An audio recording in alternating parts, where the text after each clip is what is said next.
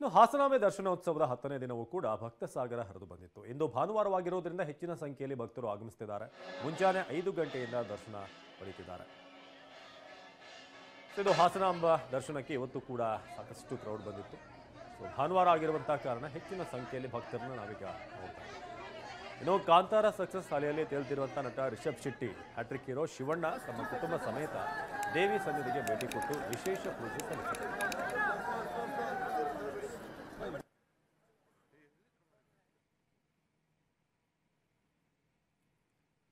ಇದು ಹಾಸನಾಂಬೆಯ ದರ್ಶನ ಪಡೆದಂಥ ನಟ ರಿಷಬ್ ಶೆಟ್ಟಿ ಹಾಗೆ ಇನ್ನೊಂದು ಕಡೆ ಶಿವಣ್ಣ ದಂಪತಿ ಅವರು ಕೂಡ ಆಗಮಿಸಿದ್ರು.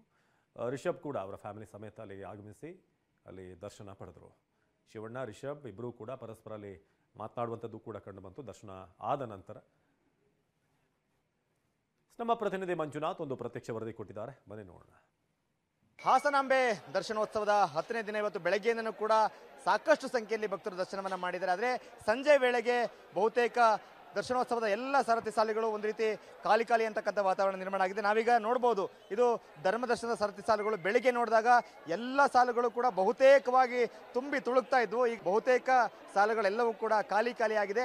ಎಲ್ಲವನ್ನೂ ಕೂಡ ಖಾಲಿಗೊಳಿಸಿ ಕೇವಲ ಒಂದು ಸಿಂಗಲ್ ಲೈನ್ ಆಗಿ ಆ ಧರ್ಮದರ್ಶನದ ಎಂಟ್ರೆನ್ಸ್ ಇಂದ ನೇರವಾಗಿ ಭಕ್ತರು ಬರಲಿಕ್ಕೆ ಅವಕಾಶವನ್ನ ಮಾಡಿಕೊಡಲಾಗಿದೆ. ಇವಾಗ ಹೋಗ್ತಿರ್ತಕ್ಕಂಥ ಭಕ್ತರಿಗೆ ಕೇವಲ ನಡ್ಕೊಂಡು ಹೋಗ್ಲಿಕ್ಕೆ ತಗೊಳ್ತಕ್ಕಂಥ ಸಮಯವನ್ನು ಹೊರತುಪಡಿಸಿ ನೇರವಾಗಿ ದರ್ಶನ ಆಗ್ತಾ ಇದೆ. ಕೇವಲ ಒಂದು 35-40 ನಿಮಿಷದಲ್ಲಿ ಧರ್ಮದರ್ಶನದಲ್ಲಿ ಬರ್ತಕ್ಕಂಥ ಭಕ್ತರು ಹಾಸನಾಂಬೆ ದರ್ಶನವನ್ನು ಪಡ್ಕೊಳ್ತಾ ಇದ್ದಾರೆ. ಇದು ಈ ಒಂದು ಧರ್ಮದರ್ಶನ ಸಾಲಿನ ಒಂದು ಬದಿ. ಆದರೆ ಮತ್ತೊಂದು ಬದಿಯಲ್ಲೂ ಕೂಡ ನಾವು ನೋಡ್ಬೋದು, ಇಲ್ಲೊಂದಷ್ಟು ಜನ ಇಲ್ಲೂ ಕೂಡ ಅತ್ಯಂತ ಫಾಸ್ಟ್ ಆಗಿ ಲೈನ್ ಮೂವ್ ಆಗ್ತಾ ಇದೆ. ಅಂದರೆ ಸಂಜೆ ವೇಳೆಗೆ ಜನರ ಸಂಖ್ಯೆ ಬಹುತೇಕ ಕಡಿಮೆ ಆಗಿದೆ. ಇವತ್ತು ಭಾನುವಾರ ಆಗಿರ್ತಕ್ಕಂಥ ಹಿನ್ನೆಲೆಯಲ್ಲಿ ಅತ್ಯಧಿಕ ಸಂಖ್ಯೆಯಲ್ಲಿ ಭಕ್ತರು ಬರ್ಬೋದು ಅಂತಕ್ಕಂಥ ನಿರೀಕ್ಷೆ ಇತ್ತು.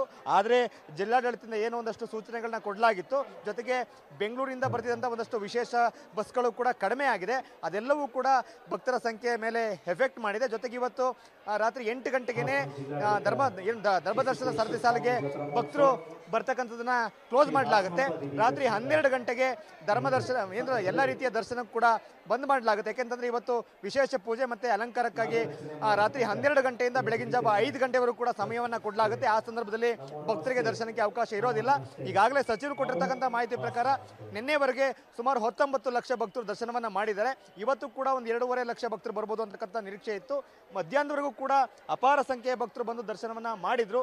ಆದ್ರೆ ಸಂಜೆಯ ವೇಳೆಗೆ ಬಹುತೇಕ ಭಕ್ತರ ಸಂಖ್ಯೆ ಕಡಿಮೆ ಆಗಿದೆ. ಸೊ ಇದು ಹೀಗೆ ಇರುತ್ತೆ ಅಂತ ಹೇಳಲಿಕ್ಕೆ ಆಗೋದಿಲ್ಲ. ಆದರೆ ನಾಳೆ ಮತ್ತೆ ದೀಪಾವಳಿ ಹಬ್ಬ ಇದೆ, ನಂತರ ರಜೆಗಳು ಬರ್ತದೆ. ಸೀರಿಯಸ್ ಆಗಿ 2-3 ದಿನ ರಜೆ ಇರ್ತಕ್ಕಂಥ ಹಿನ್ನೆಲೆಯಲ್ಲಿ ಮತ್ತೆ ಭಕ್ತರ ಸಂಖ್ಯೆ ಹೆಚ್ಚಾಗ್ತಕ್ಕಂಥ ಸಾಧ್ಯತೆ ಇದೆ. ಆದರೆ ಈ ಕ್ಷಣಕ್ಕೆ ಭಾನುವಾರ ಸಂಜೆ 4:15 ವೇಳೆಗೆ ಬಹುತೇಕ ಅದು 1000 ರೂಪಾಯಿ ಟಿಕೆಟ್ ಕ್ಯೂ ಇರ್ಬೋದು, ಧರ್ಮದರ್ಶನ ಸಾಲುಗಳಿರ್ಬೋದು, ಎಲ್ಲವೂ ಕೂಡ ಅತ್ಯಂತ ಕಡಿಮೆ ಸಂಖ್ಯೆಯಲ್ಲಿ ಬರ್ತಿರ್ತಕ್ಕಂಥ ಭಕ್ತರು ಹಾಸನಾಂಬೆ ದರ್ಶನವನ್ನು ಪಡೀತಾ ಇದ್ದಾರೆ. ಕ್ಯಾಮರಾಮನ್ ಮಹೇಶ್ ಜೊತೆ ಮಂಜುನಾಥ್, KB, TV9 ಹಾಸನ.